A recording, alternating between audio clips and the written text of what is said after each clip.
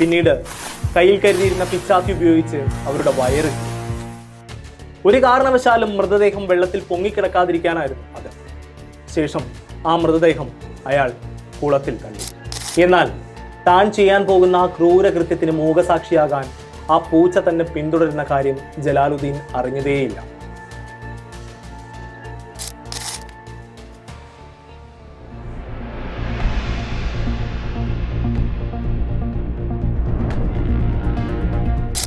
വർഷം 2008. ആലപ്പുഴ ജില്ലയിലെ കരിയിലക്കുളങ്ങരയ്ക്കടുത്ത് പത്തിയൂർപ്പാടം എന്ന പ്രദേശം.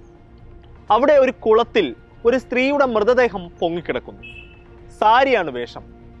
അതേ സാരിയുടെ തന്നെ തലപ്പ് ഉപയോഗിച്ച് മൃതദേഹത്തിന്റെ 2 കാലുകളും കൂട്ടിക്കെട്ടിയിട്ടുണ്ട്. വയറ് കീറിയിട്ടുണ്ട്. ആന്തരികാവയവങ്ങളെല്ലാം പുറത്തു ചാടിയ നിലയിലാണ്. മൃതദേഹത്തിന്റെ മേലെ ഒരു വേലിക്കല്ല് വെച്ച് കെട്ടിയിട്ടുണ്ട്. വികൃതമായ കാഴ്ച അധിക നേരം ആർക്കും അങ്ങനെ കണ്ടു നിൽക്കാനാകില്ല. കേട്ടവരെല്ലാം പ്രദേശത്തേക്ക് പാഞ്ഞു. സ്ഥലത്തെത്തിയ പോലീസ് മേൽ നടപടികൾ ആരംഭിച്ചു. ആദ്യ കാഴ്ചയിൽ തന്നെ അതൊരു കൊലപാതകമാണെന്ന് പോലീസ് ഉറപ്പിച്ചു. ഇൻക്വസ്റ്റ് നടപടിക്രമങ്ങൾ പൂർത്തിയാക്കി. പിന്നെയാണ് കഥയിൽ യഥാർത്ഥ ട്വിസ്റ്റ് ഉണ്ടായത്. ആ സ്ത്രീ ആരാണെന്നോ ഏത് നാട്ടുകാരിയാണെന്നോ ആ പ്രദേശത്തുകാർക്ക് യാതൊരു ഊഹവും ഉണ്ടായിരുന്നില്ല. ഇത്രയും തുറസായൊരു സ്ഥലത്ത്, ഇത്രയും ആൾപ്പെരുമാറ്റമുള്ള ഒരു സ്ഥലത്ത് ഇത്ര നിഷ്ഠൂരമായൊരു കൊലപാതകം നടന്നിട്ടും ആ നാട്ടുകാരും അറിഞ്ഞില്ല. പോലീസിനെ ഈ സംഭവം അക്ഷരാർത്ഥത്തിൽ കുഴക്കി. എങ്കിലും അങ്ങനെ തോറ്റുകൊടുക്കാൻ അന്വേഷണ സംഘം തയ്യാറായിരുന്നില്ല. ലോക്കൽ പോലീസ് കേസെടുത്ത് അന്വേഷണം ആരംഭിച്ചു. അന്ന് കായംകുളം സർക്കിൾ ഇൻസ്പെക്ടറായിരുന്ന കെ ഹരികൃഷ്ണനായിരുന്നു കേസിന്റെ അന്വേഷണ ചുമതല. ഈ മൃതദേഹം കിടന്ന കുളത്തിന് ചുറ്റും അന്വേഷണ സംഘം തിരച്ചിൽ ആരംഭിച്ചു. പക്ഷേ യാതൊന്നും തന്നെ ഈ മൃതദേഹവുമായി ബന്ധപ്പെട്ട് ആ പ്രദേശത്തൊന്നും കിട്ടിയില്ല. കൂടുതൽ പ്രദേശങ്ങളിലേക്ക് അന്വേഷണം വ്യാപിപ്പിക്കാൻ അന്വേഷണ സംഘം തീരുമാനിച്ചു. ഇതിനിടയിലാണ് അന്വേഷണ ഉദ്യോഗസ്ഥനായ ഹരികൃഷ്ണന്റെ ശ്രദ്ധയിൽ ഈ സംഭവ സ്ഥലത്തിന് ഏതാണ്ട് 500 മീറ്റർ മാത്രം അകലെയുള്ള ഒരു സർപ്പക്കാവ് പെടുന്നത്. അദ്ദേഹം അങ്ങോട്ടേക്ക് നടന്നു. അങ്ങോട്ടേക്ക് നടക്കും തോറും രൂക്ഷമായ എന്തോ ഒരു ഗന്ധം അദ്ദേഹത്തിന്റെ മൂക്കിലേക്ക് തുളച്ചു കയറാൻ തുടങ്ങി. കാവിലെത്തിയ അദ്ദേഹം ആ കാഴ്ച കണ്ടു. അത് ഒരു ചത്ത പൂച്ചയായിരുന്നു. ആദ്യ കാഴ്ചയിൽ തന്നെ ആ പൂച്ചയുടെ ജഡത്തിനും ഈ സ്ത്രീയുടെ കൊലപാതകത്തിനും തമ്മിൽ എന്തോ ഒരു ബന്ധമുണ്ടെന്ന് അദ്ദേഹം ഊഹിച്ചു. കാരണം ഈ മൃതദേഹത്തിനും പൂച്ചയുടെ ജഡത്തിനും ഏതാണ്ട് ഒരേ പഴക്കമായിരുന്നു. ഒന്നുകിൽ ഒരേ ദിവസം, അല്ലെങ്കിൽ ഏതാണ്ട് ഒരേ സമയം. ഇതിലേതെങ്കിലും ഒന്നിലാണ് ഈ 2 മരണങ്ങളും നടന്നതെന്ന് അദ്ദേഹം ഊഹിച്ചു. തുടർന്ന് സ്ത്രീയുടെ മൃതദേഹത്തിനൊപ്പം തന്നെ ഈ പൂച്ചയുടെ ജഡവും ഇൻക്വസ്റ്റ് നടപടികൾ പൂർത്തിയാക്കി പോസ്റ്റ്മോർട്ടം ചെയ്യാൻ തീരുമാനിച്ചു. ഇത് കേട്ട എല്ലാവരിലും ആദ്യം ഒരു കൺഫ്യൂഷൻ ഉണ്ടായി. പക്ഷേ കേരള പോലീസിന്റെ ചരിത്രത്തിൽ ആദ്യമായി ഒരു ചത്ത പൂച്ചയുടെ ജഡത്തിന് മഹസർ എഴുതി. എന്നാൽ പൂച്ചയുടെ ജഡം പോസ്റ്റ്മോർട്ടം ചെയ്യാനാകില്ലെന്ന് അന്നത്തെ ഫോറൻസിക് സർജൻ പറഞ്ഞു. താൻ മനുഷ്യരുടെ മൃതദേഹം മാത്രമേ പോസ്റ്റ്മോർട്ടം ചെയ്യാറുള്ളൂ എന്നും പൂച്ചയുടെ മൃതദേഹം പോസ്റ്റ്മോർട്ടം ചെയ്യാൻ തനിക്കാവില്ലെന്നും അദ്ദേഹം പറഞ്ഞു. തുടർന്ന് ഒരു വെറ്റിനറി സർജനെ പോസ്റ്റ്മോർട്ടത്തിനായി അന്വേഷണ സംഘം ഏൽപ്പിച്ചു. 2 മൃതദേഹങ്ങളുടെയും പോസ്റ്റ്മോർട്ടം നടന്നു. തുടർന്ന് 2 മൃതദേഹങ്ങളുടെയും പുറത്തു വന്ന പോസ്റ്റ്മോർട്ടം റിപ്പോർട്ട് കണ്ട് ഏവരും ഞെട്ടി. കാരണം ഈ 2 റിപ്പോർട്ടുകൾക്കും സാമ്യതകൾ ഏറെയാണ്. ഈ 2 മരണങ്ങളും സംഭവിച്ചിരിക്കുന്നത് ഫ്യൂരിഡാൻ എന്ന മാരക വിഷം ഉള്ളിൽ ചെന്നാണ്. അതെ, പോലീസ് അത് ഉറപ്പിച്ചു. ഫ്യൂരിഡാൻ എന്ന മാരക വിഷം കലർത്തിയ ഭക്ഷണം കഴിച്ചാണ് ഈ 2 മരണങ്ങളും ഉണ്ടായിരിക്കുന്നത്. ഫ്യൂരിഡാൻ നൽകി കൊലപ്പെടുത്തിയ ശേഷം സ്ത്രീയെ കുളത്തിൽ കല്ലുകെട്ടി താഴ്ത്തി. പക്ഷേ ഈ പ്രദേശവാസികൾക്കൊന്നും അറിയാത്ത ആ സ്ത്രീ ആരാണ് അവരെ കൊലപ്പെടുത്തിയത്? കൊല്ലപ്പെട്ടത് ആരെന്നറിയാത്ത കേസിൽ കൊലപാതകയെ തിരയുന്നതിന് പകരം ആ ചത്ത പൂച്ചയ്ക്ക് പിന്നാലെ പോകാൻ അന്വേഷണ സംഘം തീരുമാനിച്ചു.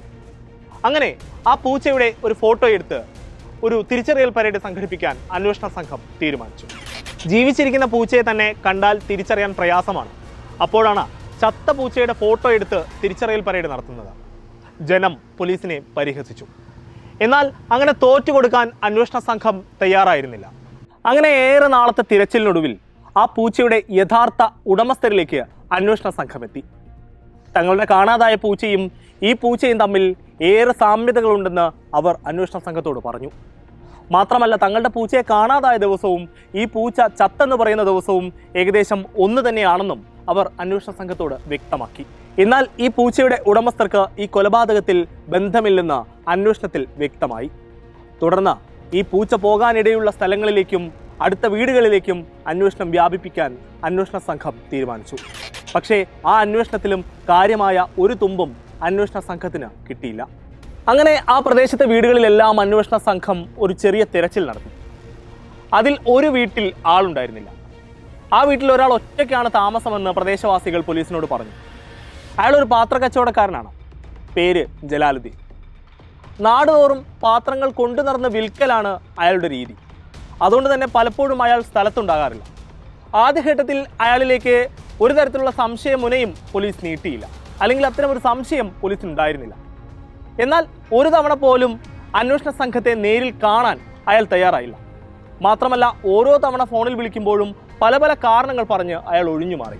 മാത്രമല്ല, അയാൾ ഓരോരോ സ്ഥലങ്ങൾ മാറിയാണ് അന്വേഷണ സംഘത്തോട് പറഞ്ഞത്. അതായത് ഒരു സ്ഥലത്ത് നിൽക്കുമ്പോൾ മറ്റൊരു സ്ഥലത്താണെന്നും അവിടെ നിൽക്കുമ്പോൾ മറ്റൊരു സ്ഥലത്താണെന്നും മാറി മാറി അയാൾ അന്വേഷണ സംഘത്തോട് പറഞ്ഞു. ഇത് പോലീസിന്റെ സംശയം ഇരട്ടിയാക്കി. അങ്ങനെ അയാളെ പൊക്കാൻ തന്നെ പോലീസ് തീരുമാനിച്ചു. അവർ കേന്ദ്രീകരിച്ച് നടത്തിയ അന്വേഷണത്തിൽ ഒരു ദിവസം രാത്രി അയാൾ വീട്ടിൽ വന്നിട്ടുണ്ടെന്നറിഞ്ഞ പോലീസ് വീട് വളഞ്ഞ് ജലാലുദ്ദീനെ കസ്റ്റഡിയിലെടുത്തു. കസ്റ്റഡിയിലെടുത്ത് ചോദ്യം ചെയ്യലിൽ അയാൾ കുറ്റം സമ്മതിച്ചു. അയാളായിരുന്നു അന്വേഷണ സംഘം തേടി നടന്ന ആ കൊലയാളി. അയാൾ പോലീസിനോട് പറഞ്ഞ കഥ ഇങ്ങനെയാണ്. പല സ്ഥലങ്ങളിലായി പാത്രക്കച്ചവടം നടത്തുന്നതിനിടെയാണ് അയാൾ കരുവാറ്റ എന്ന സ്ഥലത്തെത്തുന്നത്.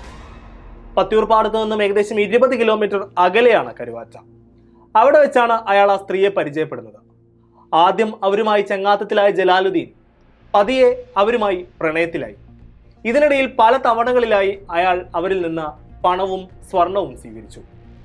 കാലം പോകെ പോകെ ജലാലുദ്ദീനിൽ നിന്നും അവർ അതെല്ലാം തിരികെ ചോദിച്ചു. ഇതാണ് ആ സ്ത്രീയെ കൊലപ്പെടുത്തുക എന്ന ഉദ്ദേശത്തിലേക്ക്, അല്ലെങ്കിൽ അവരെ കൊലപ്പെടുത്തുക എന്ന ലക്ഷ്യത്തിലേക്ക് ജലാലുദ്ദീനെ നയിച്ചത്. ഇതിനായി ഒരു ദിവസം ഈ സ്വർണവും പണവും തിരികെ തരാമെന്ന് പറഞ്ഞ അയാൾ അവരെ വീട്ടിൽ നിന്നും വിളിച്ചിറക്കി. പകൽ മുഴുവൻ നഗരത്തിൽ കറങ്ങിയ ശേഷം രാത്രിയോടെ ജലാലുദ്ദീന്റെ വീടിന് സമീപത്തെ പാടത്തെത്തി. തുടർന്ന് ആ സ്ത്രീയെ അവിടെ നിർത്തിയ ശേഷം താൻ ഭക്ഷണം എടുത്തു കൊണ്ടുവരാമെന്ന് പറഞ്ഞ് വീട്ടിലേക്ക് പോയി. തുടർന്ന് വീട്ടിലെത്തിയ ജലാലുദ്ദീൻ 2 പൊതികളിലായി ഭക്ഷണം എടുത്തു. 2 ഭക്ഷണപ്പൊതികളുമായി ജലാലുദ്ദീൻ പാടത്തേക്ക് നടന്നു. അതിലൊന്നിൽ അയാൾ ഫ്യൂരിഡാൻ കലർത്തിയിരുന്നു. എന്നാൽ താൻ ചെയ്യാൻ പോകുന്ന ആ ക്രൂരകൃത്യത്തിന് മൂകസാക്ഷിയാകാൻ ആ പൂച്ച തന്നെ പിന്തുടരുന്ന കാര്യം ജലാലുദ്ദീൻ അറിഞ്ഞതേയില്ല. പാടത്തെത്തിയ അയാൾ ഫ്യൂരിഡാൻ കലർത്തിയ ഭക്ഷണപ്പൊതി ആ സ്ത്രീക്ക് നേരെ നീട്ടി. മറ്റേത് അയാളും കഴിച്ചു. ഭക്ഷണം കഴിച്ചുകൊണ്ടിരിക്കെ അവർ ഛർദ്ദിച്ചു. ഏറെ വൈകാതെ തന്നെ ആ സ്ത്രീ മരണപ്പെടുകയും ചെയ്തു. പിന്നീട് പാടത്തിന് ഒരു സൈഡിലേക്ക് പോയ അയാൾ അവിടെ നിന്നും വേലിക്കല്ലുകൾ എടുത്തുകൊണ്ട് വന്നു. തുടർന്ന് അതിലൊന്ന് അവരുടെ കാലിൽ വെച്ച് കെട്ടി, മറ്റൊന്ന് ബ്ലൗസിനുള്ളിൽ തിരികെ. പിന്നീട് കയ്യിൽ കരുതിയിരുന്ന പിച്ചാത്തി ഉപയോഗിച്ച് അവരുടെ വയറ് കീറി. ഒരു കാരണവശാലും മൃതദേഹം വെള്ളത്തിൽ പൊങ്ങിക്കിടക്കാതിരിക്കാനായിരുന്നു അത്. ശേഷം ആ മൃതദേഹം അയാൾ കുളത്തിൽ തള്ളി. ഒരു തെളിവുകളും തന്നിലേക്ക് എത്തില്ല എന്ന ആത്മവിശ്വാസമായിരുന്നു ജലാലുദ്ദീന്. എന്നാൽ മൃതദേഹം കുളത്തിൽ പൊങ്ങിയതോടെ അയാൾ തൽക്കാലത്തേക്ക് ഒന്ന് മാറി നിന്നു. അപ്പോഴും ആ കേസ് തന്നിലേക്ക് വരില്ല എന്നായിരുന്നു അയാൾ കരുതിയത്. എന്നാൽ അന്വേഷണ ഉദ്യോഗസ്ഥന് തോന്നിയ ചെറിയൊരു സംശയമാണ് എങ്ങും എത്താതെ പോകുമായിരുന്ന ഈ കേസിൽ നിർണായകമായ വഴിത്തിരിവായത്. കുറ്റകൃത്യങ്ങളെല്ലാം അങ്ങനെയാണ്. എത്ര സമർത്ഥമായി പ്രതി കുറ്റം ചെയ്താലും തെളിവുകൾ നശിപ്പിച്ചാലും പ്രതിയിലേക്ക് എത്താനായി മാത്രം അയാൾ പോലും അറിയാതെ വിട്ടുപോകുന്ന എന്തെങ്കിലും ഒന്ന് ബാക്കിയുണ്ടാകും.